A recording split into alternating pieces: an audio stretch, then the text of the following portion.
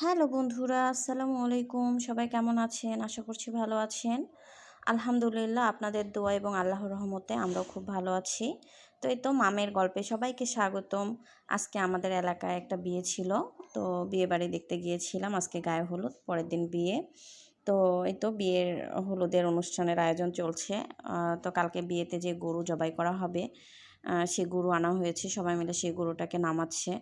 তো বিয়েটা আসলে একটা আনন্দের বিষয় হইলেও একটা বাবা-মা তার অনেক কষ্টে বড় করা, মানে যত্নে, অনেক আদরে যত্নে বড় করা মেয়ে সারা জীবনের জন্য একটা অন্যের ঘরে দিয়ে দেয়। এটা আসলে অনেক কষ্টের, অনেক বেদনাদায়ক।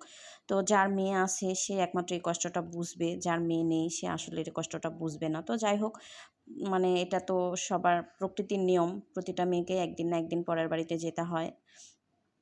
তো যাই হোক, এই তো গরু সবাই মিলে গরু নামাচ্ছে। আর সামনে হলুদের স্টেজ, এই যে স্টেজ সাজানো হয়েছে।